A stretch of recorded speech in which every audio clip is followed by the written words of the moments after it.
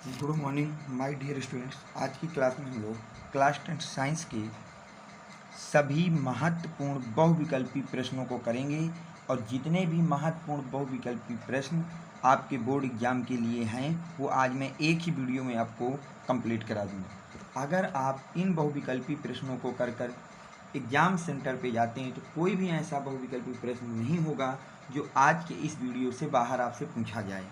तो पहले अगर हम क्वेश्चन की बात करें, पहला क्वेश्चन कह रहा है निम्न नीचे दी गई अपक्रिया के संबंध में कौन सा कथन असत्य है।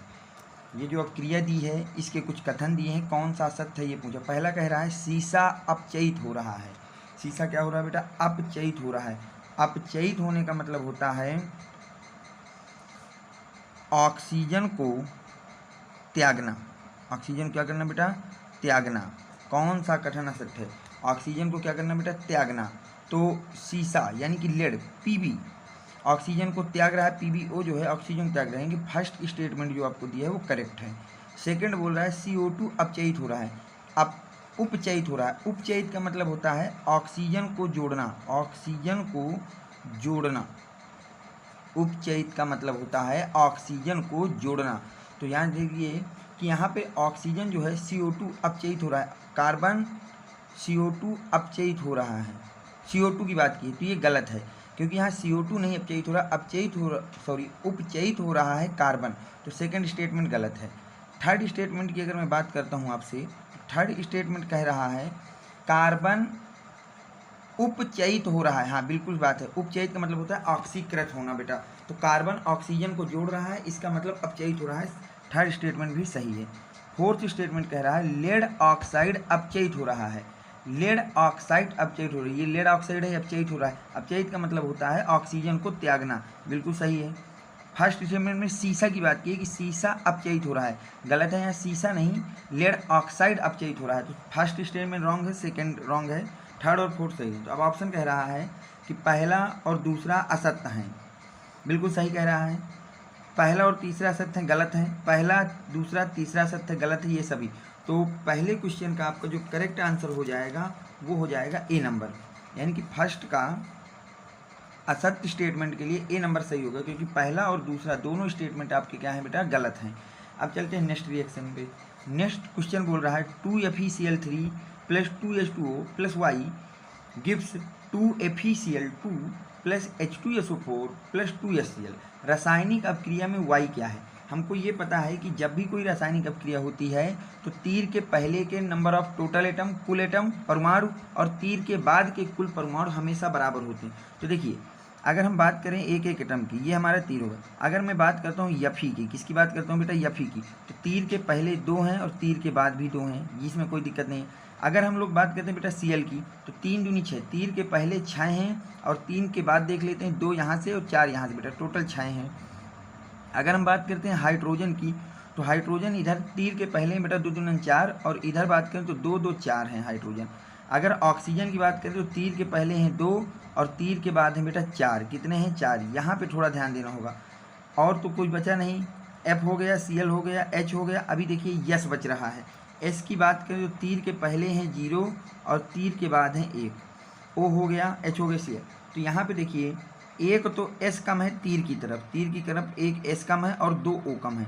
तो अगर मैं यहाँ पे SO2 लिख दूँ, क्या लिख दूँ Y की जगह बेटा? SO2। तो ये अपक्रिया क्या हो जाएगी? संतुलित हो जाएगी, यानी कि सेकंड का बेटा बी ऑप्शन आपका करेक्ट होगा। सेकंड क्वेश्चन का कौन सा ऑप्शन बेटा? बी ऑप्शन करेक्ट होगा, SO2।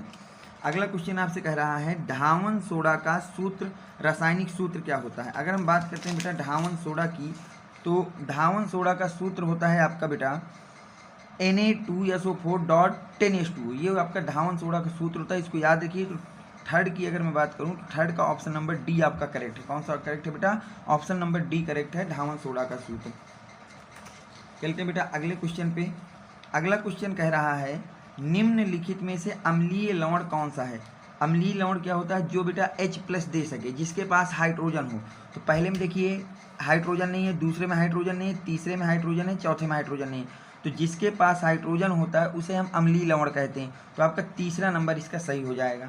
बात करते हैं क्वेश्चन नंबर 5 की। क्वेश्चन नंबर 5 आपसे कह रहा है पेयजल को जीवाणु रहित करने में प्रयोग किया जाता है। जो पेयजल होता है उसको जीवाणु रहित करने के लिए हम उसमें क्या मिलाते हैं, CaOCl2 या फिर आपका इसको ब्लीचिंग पाउडर भी बोलते हैं CaOCl2 को, cuprous oxide, calcium chloride, calcium carbonate. तो याद रखना बेटा, पेयजल को जीवाणु रहित करने के लिए उसमें हम लोग ब्लीचिंग पाउडर मिलाते हैं और ब्लीचिंग पाउडर का सूत्र होता है CaOCl2। तो ऑप्शन नंबर ए करेक्ट हो जाएगा 5 का। अब हम चलते हैं क्वेश्चन नंबर 6 पे। कहाँ चलते हैं बेटा, क्वेश्चन नंबर 6 पे। क्वेश्चन नंबर 6 आपका क्या कह रहा है, 6 आपसे कह रहा है धावन सोडा का रासायनिक नाम क्या होता है, sodium chloride, sodium hydroxide, sodium carbonate या सोडियम। तो याद रखना सोडियम कार्बोनेट को हम लोग धावन सोडा कहते हैं। तो ऑप्शन नंबर सी करेक्ट हो जाएगा। सूत्र होता है Na2CO3। धावन सोडा का सूत्र होता है बेटा Na2CO3। तो क्वेश्चन नंबर 6 का सी आपका करेक्ट हो जाएगा। अगला क्वेश्चन नंबर 7 की अगर बात करें तो उसमें कह रहा है निम्नलिखित में से कौन सी धातु अम्ल में से हाइड्रोजन विस्थापित कर देती। तो हम जब विद्युत रासायनिक श्रेणी में जो भी धातु हाइड्रोजन धातु के ऊपर आती है वो आपकी क्या कर देती है, हाइड्रोजन को अम्ल से विस्थापित कर देती है। तो हमको पता है कि हाइड्रोजन से ऊपर बेटा मैग्नीशियम और जिंक आते हैं। तो ये धातुएं जो हैं किसी भी अम्ल में जाएंगी तो वहाँ से हाइड्रोजन निकाल देंगे। कॉपर हाइड्रोजन के नीचे आता है, प्लेटिनम हाइड्रोजन के नीचे आता है और मरकरी भी हाइड्रोजन के नीचे आता है। तो विद्युत रासायनिक श्रेणी में जो धातुएं हाइड्रोजन के नीचे होती हैं वो अम्ल से रिएक्शन करके या अपक्रिया करके हाइड्रोजन नहीं देती, और जो धातुएं हाइड्रोजन से ऊपर होती हैं वो आपकी अम्ल से अपक्रिया करके हाइड्रोजन गैस देती है। तो इसका ऑप्शन नंबर ए हो जाएगा, क्योंकि मैग्नीशियम और जिंक दोनों हाइड्रोजन से ऊपर होते हैं। अब हम चलते क्वेश्चन नंबर 8 में। बोला जा रहा मैट में मुख्यतः क्या होता है, आयरन सल्फाइड, क्यूप्रस सल्फाइड या फेरस सल्फाइड, क्यूप्रस सल्फाइड या आपका कॉपर कार्बोनेट।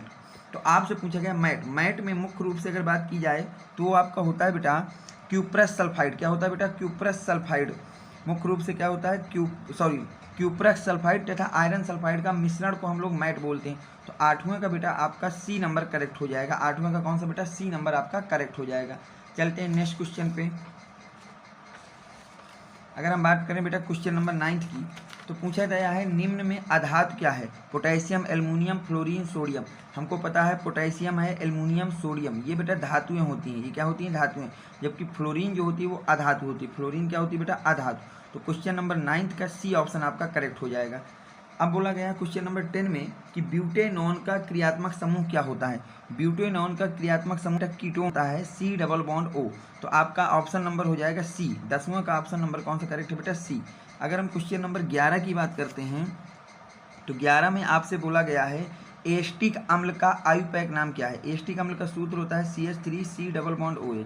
जब हम इसका आयुपैक नाम लिखेंगे बेटा तो इसको 1 कहेंगे, इसको 2 कहेंगे, तो नाम होगा एथेनोइक अम्ल। क्या नाम होगा बेटा इसका, एथेनोइक अम्ल। तो ऑप्शन नंबर सी 11 का कौन सा सही हो जाएगा बेटा, सी। एस्टिक अम्ल का फार्मूला याद रखना CH3C डबल बॉन्ड OH और आयुपैक नाम होता है एथेनोइक अम्ल। चलते हैं बेटा नेक्स्ट क्वेश्चन नंबर 12 पे कि क्वेश्चन नंबर आपका 12 क्या कह रहा है, एस्टिक अम्ल में अम्लीय हाइड्रोजन कितने होते हैं। तो ये हो गया बेटा क्वेश्चन नंबर 12। तो एसिटिक अम्ल ये हो गया। इसमें आपसे पूछा गया है अम्लीय हाइड्रोजन। अम्लीय हाइड्रोजन क्या होते हैं, किसी भी अम्ल को जल में डालने पर उस अम्ल द्वारा त्यागे गए हाइड्रोजन आयनों की संख्या आपकी अम्लीय हाइड्रोजन कहलाते हैं। तो जब हम एस्टिक अम्ल को जल में डालेंगे बेटा तो एस्टिक अम्ल अपने अंदर से एक H को निकाल देता है। कितने H को बेटा, एक H को निकाल देगा, यहाँ H- और H+। तो इसमें अम्लीय H परमाणु की संख्या कितनी हो जाएगी बेटा, 1। तो ऑप्शन नंबर ए सही हो जाएगा 12 का। चलते हैं बेटा 13 में। 13 नंबर क्वेश्चन कह रहा है स्वपोषी पोषण के लिए आवश्यक होता है। स्वपोषी पोषण के लिए क्या क्या आवश्यक होता है ये पूछा गया है। कार्बन डाइऑक्साइड तथा जल, या सूर्य का प्रकाश, या क्लोरोफिल, या उपर्युक्त सभी। तो ये क्वेश्चन आपको होमवर्क दिया जाता है। क्वेश्चन नंबर 13 का आंसर आपको कमेंट बॉक्स में लिखना है कि कौन सा ऑप्शन सही होगा कि स्वपोषी पोषण के लिए आवश्यक क्या होता है, कार्बन डाइऑक्साइड तथा जल, या सूर्य का प्रकाश, या क्लोरोफिल, या सभी। चलते हैं क्वेश्चन नंबर 14 में बेटा आपसे कहा जा रहा है यकृत स्रावित करता है। यकृत जो है वो क्या स्रावित करता है ये आपसे पूछा गया है। अगर हम बात करें यकृत क्या स्रावित करता है, यकृत लार को स्रावित करता है, या पित्त रस को, या जठर रस को, या अग्नाशयिक रस को। याद रखना यकृत हमारा पित्त रस को स्रावित करता है। तो क्वेश्चन नंबर 14 का आपका बी ऑप्शन करेक्ट हो जाएगा। अगर हम बात करें क्वेश्चन नंबर 15 की, कि पादप में जाइलम उत्तरदायी किसके लिए होता है? जल के वहन के लिए, अमीनो अम्ल के लिए, भोजन के वहन के लिए या ऑक्सीजन के वहन के लिए? तो याद रखना बेटा, पादप में जाइलम जो है उत्तरदायी होता है जल के वहन के लिए, यानी कि क्वेश्चन नंबर 15 का ए ऑप्शन सही हो जाएगा। पादप में जाइलम उत्तरदायी किसके लिए होता है बेटा? जल के वहन के लिए। अब हम बात करते हैं क्वेश्चन नंबर 16 की। तो बोला गया है मनुष्य में वक्र एक तंत्र का भाग है जो संबंधित है। जो मनुष्य है उसमें वक्र किस तंत्र से संबंधित होता है? और ये पूछा गया पोषण से, उत्सर्जन से, श्वसन से या परिवहन से?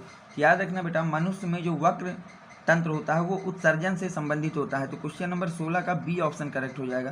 क्वेश्चन नंबर 17 को ध्यान से देखिए, उसमें क्या कहा गया आपसे कि कोशिकीय प्रक्रमों में ऊर्जा मुद्रा है। जो कोशिकीय प्रक्रम होते हैं उसमें ऊर्जा मुद्रा क्या होती है? माइटोकॉन्ड्रिया, ग्लूकोज, एटीपी या पाइरूवेट? तो याद रखना बेटा, कोशिकीय प्रक्रमों में ऊर्जा मुद्रा हम लोग एटीपी को कहते हैं। तो सी ऑप्शन आपका करेक्ट हो जाएगा। लास्ट क्वेश्चन आज की इस क्लास का बेटा, दो तंत्रिका कोशिका के मध्य खाली स्थान को क्या कहा जाता है? द्रुमिका, एक्सान, सिनेप्स या आवेग? तो याद रखना बेटा, दो तंत्रिका कोशिकाओं के मध्य जो खाली स्थान होता है उसको हम लोग सिनेप्स कहते हैं। तो क्वेश्चन नंबर 18 का सी ऑप्शन करेक्ट हो जाएगा। तो ये आज के इस क्लास के महत्वपूर्ण बहुविकल्पी प्रश्न, ये जो क्लास 10 साइंस के लिए यूपी बोर्ड के बच्चों के लिए बहुत ही ज़्यादा इंपॉर्टेंट क्वेश्चन आज की क्लास में आपको कराए गए हैं। अभी तक जो भी बच्चे मेरे टेलीग्राम चैनल से नहीं जुड़े हैं वो बच्चे 7880960882 इस नंबर पे अपना नेम, क्लास और डिस्ट्रिक्ट का नेम लिख करके मुझे प्रोवाइड करा देंगे, जिससे मैं आपको उस चैनल में जोड़ सकूं। उस चैनल में आपको स्टडी से रिलेटेड कई महत्वपूर्ण जानकारियां, नोट्स प्रोवाइड कराई जाती हैं। अगर आपको वीडियो पसंद आया है तो वीडियो को लाइक करें, चैनल को सब्सक्राइब करें और अपने फ्रेंड सर्कल में ज़्यादा से ज़्यादा लोगों तक शेयर करें। Thanks for watching. Next video coming soon.